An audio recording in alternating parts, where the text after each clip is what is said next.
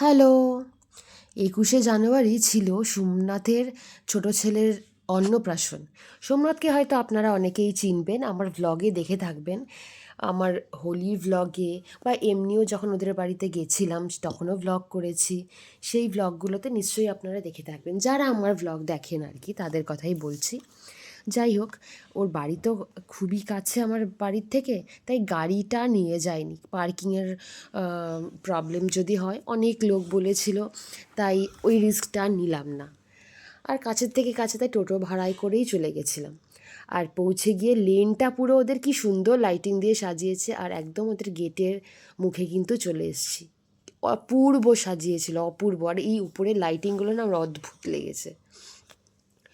আর এই গোটাটা কোনো কিন্তু বাড়ি ভাড়া করে না, পুরো নিজের বাড়ি ওর। এই যে সোমনাথ, সুমন সোমনাথের সাথে কথা বলছিল, এদিকে মিঠুনরাও চলে এসছে ফ্যামিলি নিয়ে। আর শুরুতেই তো দেখলেন ওর ওয়াইফ বাচ্চাকে নিয়ে বসে আছে।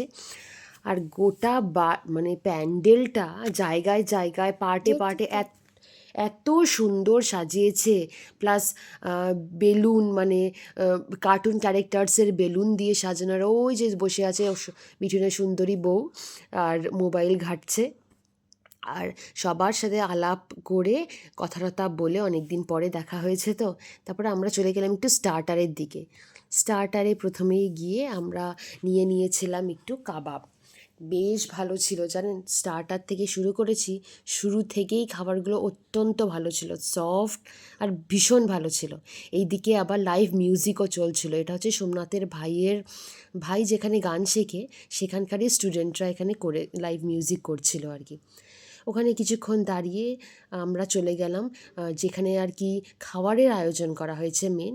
সেখানে এখনও ওপেন করেনি, জাস্ট একটু ক্যাপচার করতে জায়গাটা কি সুন্দর সাজিয়েছে, জাস্ট বলে বোঝাতে পারবো না, এত সুন্দর সাজিয়েছে। আর শুরুতেই গণেশ ঠাকুর রাখা, আর ওখানে ক্যাটারারের ইনফরমেশনটাও আমি একটু ক্যাপচার করেছি, যদি কারো দরকার হয় আপনারা কন্ট্যাক্ট করতে পারেন অবশ্যই। আর তারপরে ওখানে স্টার্টার খেয়ে আপনারা চলে এসছে এখানে মিঠুনের সাথে একটু কথা বলতে। মিঠুনরা একটু আগেই এসেছিলো, একটু আগে মানে কি, আমাদের থেকে ঘন্টাখানেক আগে এসেছিলো, কেননা ওরা অনেকটা দূরে যাবে তো, তাড়াতাড়ি খেয়ে যাতে চলে যেতে পারে, তাই জন্য আগে এসেছিলো। এবার সোমনাথ বলছি, সুমনে যদি অফিসটা না থাকতো হয়তো তাড়াতাড়ি আসতাম। যাই হোক, কী আর করা যাবে। এবার বাচ্চাটার না কেক কাটবে, তাই জন্য আর এইসব অনুষ্ঠানে একটু বড় কেক আনা হয়, কেননা প্রচুর লোক থাকে। এবার সুমনের হেল্প লাগবে। আর এইদিকে সুমনকে ডাকছিল আর কি হেল্পের জন্য। এইদিকে সানভি আর আদিত্য খেলছে বেলুন নিয়ে, আর কেকটাও বের করে নিয়েছে। আর এখানে ছোট্ট মহারাজ তার মার কোলে রেডি কেক কাটিংয়ের জন্য। এত ভিড় ছিল যে সামনে গিয়ে যে ভালো করে ছবি বা ভিডিও করব সেটার উপায় ছিল না। আর ওর বাড়ির লোকজন আত্মীয় তারাই সামনে থাকবে, এটাই খুব স্বাভাবিক। তাও আমি দূর থেকে যতটা ক্লিয়ার করে ক্যাপচার করা সম্ভব হয়েছে আমি চেষ্টা করেছি আর কি, জুম করে যতটা করতে পেরেছি। একবার ওপর দিয়ে, একবার ডায়ে বায়ে যেখান দিয়ে পেরেছি করার চেষ্টা করেছি। প্রচণ্ড ভিড় ছিল, আর সামনের দিকে প্রচুর লোক ছিল তো, খুব একটা ভালোভাবে চেষ্টা করা সত্ত্বেও খুব একটা ভালোভাবে যে করতে পেরেছি হয়তো তা না।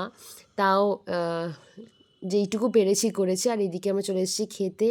এখানে চিংড়ি মাছের একটা স্টার্টার ছিল, যেটা আমি ভুল করে নিয়েছি, পরে সুমনকে দিয়ে দিয়েছিলাম। তারপরে নান, ছোলা ভটোরা, ভাত, তারপর ডাল, মাছের একটা আইটেম, তারপরে মাটন ছিল, আমি চিকেন নিয়েছি যেহেতু অ্যাভেলেবেল ছিল, চিকেন, স্যালাড, এগুলো সব নিয়ে সবাই মিলে বসে খাচ্ছিলাম। তারপরে লাস্টে কেক, মিষ্টি, চাটনি, পাঁপড় খেয়ে ফিরছি যখন, তখন অভিজিৎ আর ইপ্সিতা আর তাদের ছেলেকে নিয়ে ওরা ফাংশনটা অ্যাটেন্ড করতে এসেছিলো, ওদের সাথেও দেখা হয়ে গেল। সব মিলিয়ে খুব আনন্দ করে আমরা বাড়ির দিকে রওনা হলো। আমরা ব্লগটাও এখানে শেষ করলাম। সবাই খুব ভালো থাকবেন, টাটা।